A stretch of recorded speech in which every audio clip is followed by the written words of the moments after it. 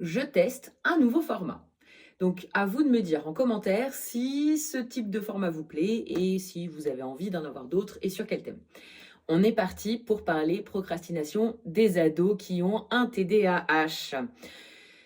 Souvent, déjà que l'ado, on le qualifie comme étant un peu flemmard. Donc, quand il y a un TDAH, on a un peu l'impression en tant que parent que tout devient flemme, tout est un manque de motivation et qu'en fait, on doit être toujours derrière ses fesses pour lui rappeler tout ce qu'elle doit faire. Ce qui crée quand même pas mal de tensions au quotidien à la maison. Alors aujourd'hui, on va vraiment voir qu'est-ce qui se passe pour l'ado qui a un TDAH.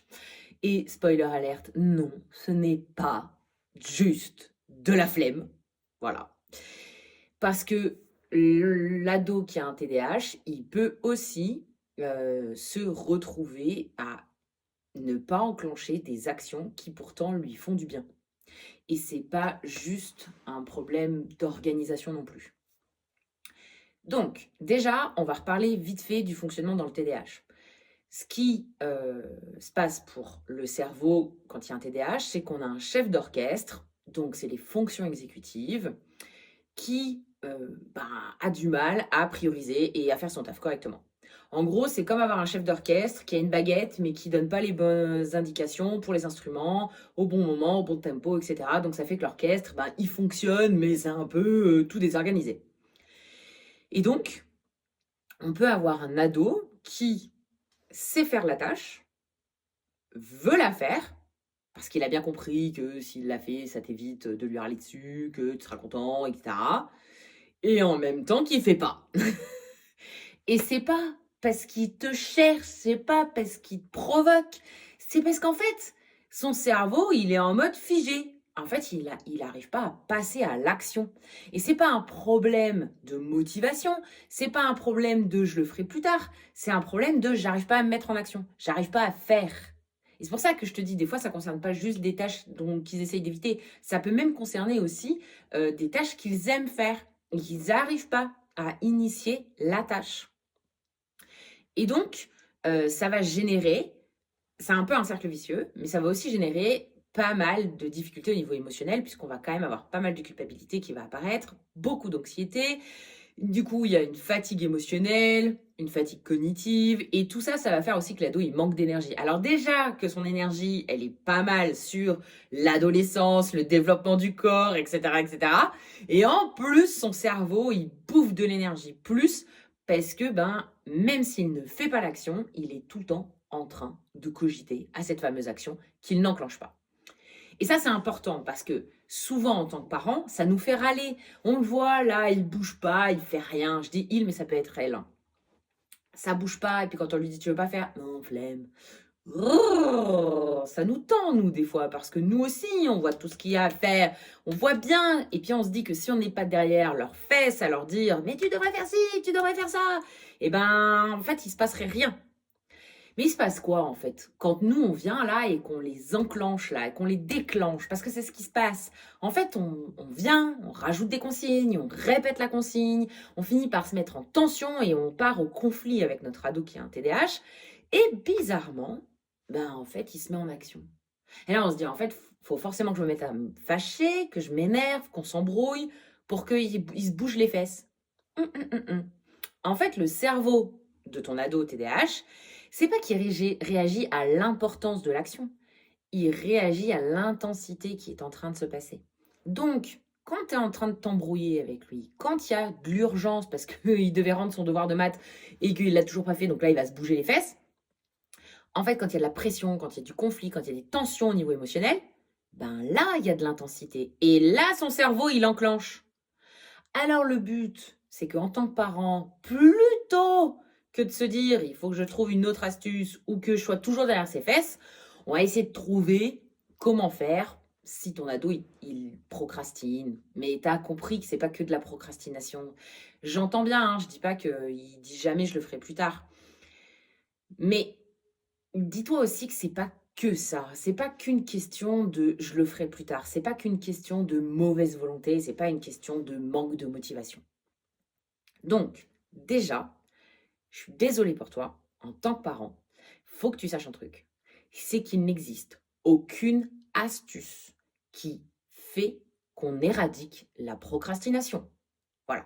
Parce que la procrastination, elle n'est pas réservée au TDAH. La procrastination, c'est un phénomène humain. Il y a des personnes qui sont des procrastinateurs nés et qui n'ont pas de TDAH, comme il peut y avoir des personnes TDAH qui procrastinent moins que certaines. Donc, en fait, la procrastination, c'est un phénomène à part entière. Et c'est vraiment l'idée de se dire, ok, je le remets plus tard. Pour autant, il y a quand même ce truc de culpabilité derrière de ne pas y arriver à faire. Et l'idée, c'est de se dire, et d'agade, voilà, je parle, et blum, mon cerveau, il va trop vite. Donc, l'idée, c'est de garder en tête qu'il n'y a pas d'astuces qui permettent d'éradiquer la procrastination chez un ado TDAH, chez une personne lambda. Ça n'existe pas. Tu peux trouver tous les trucs de productivité, etc. La procrastination ne s'éradique pas. Okay. Ce qui va marcher, par contre, c'est d'avoir des infos sur le fonctionnement du cerveau, dans ce qui est de l'ordre de la procrastination, mais aussi au niveau du TDAH. Parce que ce qui va aider toi, ce que tu peux faire en tant que parent, c'est d'amener des infos à ton ado par rapport à ça. Ça s'appelle la psychoéducation. Et la psychoéducation, eh ben, si elle est amenée de façon juste, ton ado, il sera très intéressé pour avoir les infos de comment fonctionne son cerveau. Parce que lui aussi, quand il est en mode le cerveau qui tourne et qu'il n'arrive pas à enclencher une action, c'est tellement frustrant, il y a de la culpabilité, il manque d'estime de lui, il se dit que de toute façon il est incapable, que de toute façon tout le monde est contre lui, que personne ne le comprend. Et c'est un peu quelque chose de négatif à vivre. Donc si on lui donne des infos sur « Attends, mais en fait ton cerveau il fonctionne comme ça », ou tiens, j'ai vu une vidéo sur internet et ça m'a fait penser à toi, eh ben, ça va apporter un peu d'infos à ton ado. Je te mettrai en barre d'infos une vidéo d'une interview de Fabien Olicard sur la chaîne Major Mouvement. J'ai bien aimé et je trouve que voilà, ça peut être typiquement une vidéo qu'on pourrait visionner avec un ado ou qu'on pourrait lui proposer de visionner pour qu'il comprenne un peu ce qu'il y a derrière la procrastination sans parler du TDAH. Ensuite, le truc, c'est que tu as entendu, je t'ai dit, souvent tu pars au conflit et là, bizarrement, ton ado, il se met en action. Bon, franchement, c'est désagréable pour tout le monde et ça pourrit notre relation avec nos ados quand on n'est que dans du conflit et tout le temps derrière leur cul. En plus, ça renvoie au fait qu'on leur fait pas confiance, du coup, ça leur ramène le truc qu'ils n'ont pas les capacités pour faire seuls. Et donc, on entretient ce problème. Et si on veut vraiment apprendre à notre ado à trouver qu'est-ce qui peut augmenter l'intensité d'une action pour qu'elle puisse s'enclencher et plutôt que d'attendre la crise, on a besoin de travailler ça avec lui dans des moments où on est calme. En fait, vraiment, il y a besoin de discuter, il y a besoin d'échanger. Je sais bien que c'est pas facile des fois de communiquer quand on est parent avec un ado et inversement, des fois quand on est ado, on n'a pas envie de discuter avec son parent. Pour autant, vraiment, le fait de se poser pour réfléchir et typiquement en disant «Ah, la dernière fois, mais qu'est-ce que j'ai dû te saouler en venant là, en te redisant là ton truc de ranger ta chambre, de faire tes devoirs, en fait, tu dois en avoir ras-le-bol de m'entendre». Le fait que tu fasses de l'empathie et que tu reconnaisses, et vraiment reconnais, parce que clairement tu saoules en fait, hein, en tant que parent, on saoule, voilà, ça fait partie de notre rôle, mais on les saoule aussi. Et c'est important de le reconnaître. Et le fait de le reconnaître de façon sincère, eh ben, c'est aussi permettre qu'on puisse enclencher la conversation pour réfléchir à, en fait, dans ces moments-là, j'aimerais comprendre qu'est-ce qui se passe pour toi, et j'aimerais voir aussi comment on peut faire pour pas qu'on en arrive à se friter, à se parler mal, et à faire en sorte qu'on ait des moments plus sympas à la maison. Et on peut réfléchir. On peut réfléchir. Attends, j'ai observé que quand je te dis que tu as du linge à ranger, en fait, tu ne le ranges pas. Mais qu'est-ce qui se passe? Est-ce que c'est parce que c'est trop compliqué d'aller le ranger, plier dans l'armoire et que comme tu sais que je vais te saouler, t'as pas envie? Est-ce que c'est parce que... J'en sais rien, explique-moi. Peut-être qu'il va t'expliquer que ça le saoule de le mettre sur les cintres et que du coup, il n'a pas envie de le faire parce que ça rajoute une étape de mettre ça sur le cintre et que en fait, Il aimerait juste pouvoir tout bourrer dans le placard, mais la dernière fois qu'il l'a fait, tu lui as poussé une engueulante. Donc du coup, bah, il le fait plus. Mais en fait, ça le saoule parce que bah, lui aussi, il aimerait ne pas avoir son tas de linge sur son bureau. L'idée, c'est de discuter, c'est de voir ensemble. La dernière fois, t'as pas fait tes devoirs. Qu'est-ce qui s'est passé en fait? Est-ce que tu as besoin qu'on voie ça ensemble? Je comprends pas parce que j'ai bien vu que tu étais super déçu de toi-même parce que t'as pas eu une bonne note et que tu pensais en avoir une. Est-ce que tu as besoin qu'on trouve des astuces pour trouver comment on se met au travail? Qu'est-ce qui pourrait t'aider? Dis-moi. L'idée, c'est d'entraîner aussi ce chef d'orchestre à imaginer des solutions, mais pas des solutions dans l'urgence, des solutions quand on est au moment calme. Parce que certes, effectivement, le cerveau TDAH réagit à l'intensité, pour autant, ben, quand on est sous stress, on va avoir du mal quand même à aussi réfléchir, à trouver une bonne solution. Et plus on s'entraîne à trouver des solutions en amont, dans des moments calmes, plus aussi notre chef d'orchestre, il arrive petit à petit à trouver des solutions plus efficaces. Donc, on échange ensemble sur, on part d'un problème, on reconnaît que c'était chiant à vivre pour tout le monde et on essaye d'imaginer des solutions différentes. Ensuite, effectivement, par exemple, pour les devoirs, on peut proposer du coworking. Sincèrement, se mettre à faire ses devoirs, c'est difficile, mais créer une ambiance de travail où on peut le faire ensemble, sans se parler, sans être en mode il faut qu'on se discute, etc. Non, on se met en coworking. Ton ado, il a un livre à lire, mais toi, pose-toi avec lui aussi ou avec elle pour qu'elle lise son livre, et toi, tu lis un livre en même temps. Tu vas me dire, ouais, mais j'ai pas le temps. Mais en fait, on va avoir besoin de voir comment, et ça, c'est une autre truc, c'est comment on va créer des routines qui sont fonctionnelles pour nos ados. Parce qu'on ne peut pas leur demander d'arriver à avoir un chef d'orchestre qui surfonctionne, d'accord, quand de toute façon leur fonctionnement cérébral et neurologique fait que leur chef d'orchestre il a besoin de soutien. Et notre rôle, il va être effectivement de leur donner et expérimenter des routines, des tips, mais qui puissent pouvoir après expérimenter pour s'en servir quand ils seront adultes. Et par exemple, le coworking, eh ben, c'est des choses que même à l'âge adulte, on peut continuer à faire. Moi, personnellement, si je dois faire des tâches difficiles, ben, le fait de le faire en présence de personnes qui sont en train de faire une autre tâche, des fois, ça m'aide. Ça m'a aidé, par exemple, pour quand j'ai dû commencer à écrire mon nouveau livre là, qui sort au mois de juin. Eh ben, j'étais chez une copine, elle me dit, t'as besoin de quoi? Je lui dis, bah vas-y, commence à faire tes tâches. Et en fait, le fait de l'avoir s'activer à faire des trucs chez elle, eh ben moi, j'ai pu prendre ma tablette et commencer à écrire. Et c'est tout bête, mais j'étais hyper après productive parce que je me suis mis en hyper focalisation et hop, c'était bon, tu vois. Donc, l'idée, c'est que cette astuce de coworking, on peut vraiment la transporter plus tard quand on est adulte. De la même manière que de réfléchir dans des moments calmes à ok, cette situation-là, elle m'a dépassé, qu'est-ce qui s'est passé, qu'est-ce que je pourrais faire autrement? Ou putain, ça me saoule de faire cette tâche, qu'est-ce qui pourrait me la rendre plus agréable? Et bien, ces choses-là, c'est des choses que ton ado va pouvoir après se servir quand il sera plus chez toi, quand tu seras plus derrière ses fesses pour voir ce qu'il fait ou ce qu'elle fait pas.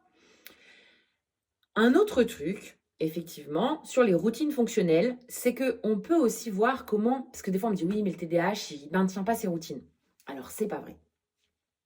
On a du mal à maintenir des routines qu'on choisit pas. On a du mal à maintenir des routines quand on ne comprend pas l'intérêt, voilà, quand on nous les impose. Et on a du mal aussi à maintenir des routines qui sont chiantes. Voilà. Bon, on va dire les mots, hein, clairement. Et bien, ton ado, c'est un peu pareil, en fait.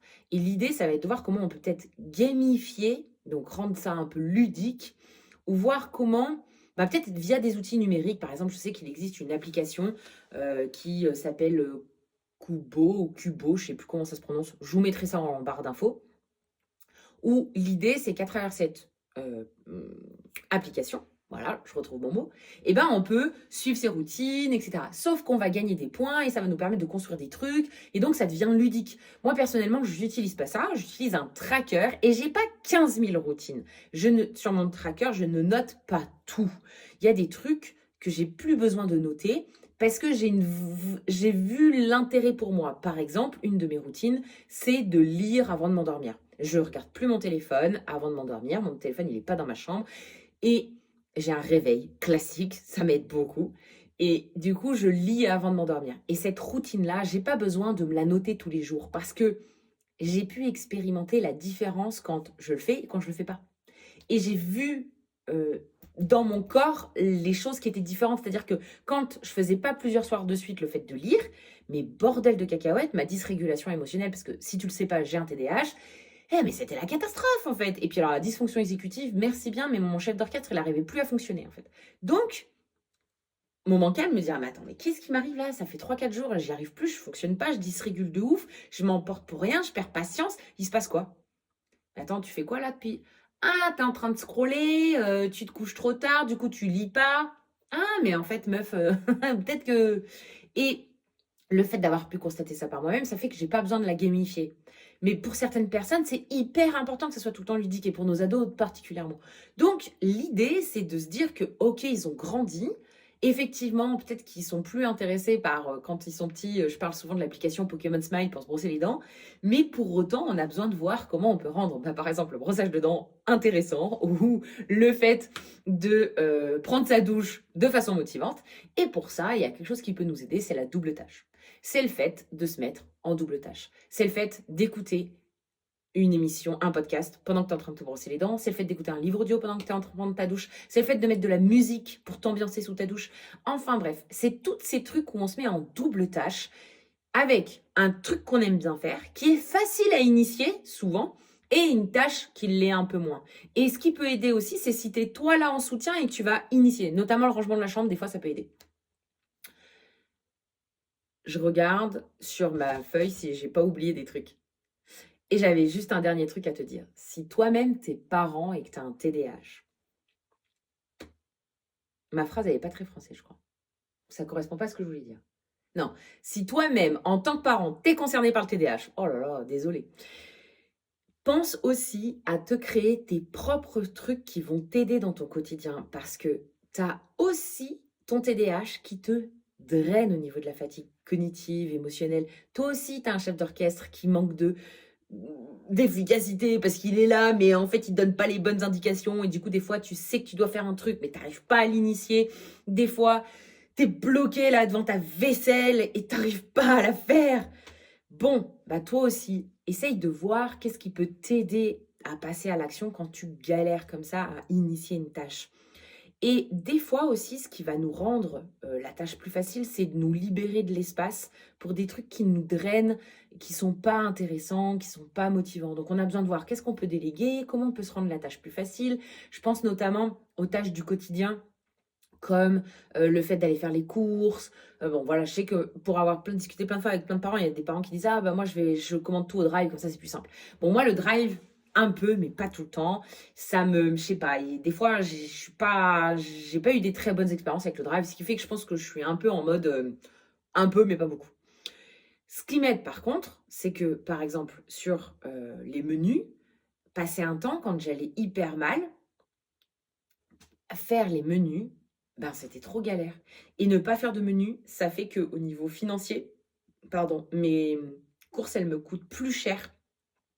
Et comme c'était vraiment la galère et que ça allait toujours, clairement, j'ai besoin de faire mes menus pour ne pas avoir de gaspillage, maîtriser mon budget, etc. Sauf que quelle galère d'imaginer tout le temps qu'est-ce qu'on va manger, nanana. En fait, il y a un moment donné, je me suis dit, non, mais de toute façon, on fait souvent les mêmes choses. Je fais souvent les mêmes choses, parce que c'est souvent moi qui cuisine.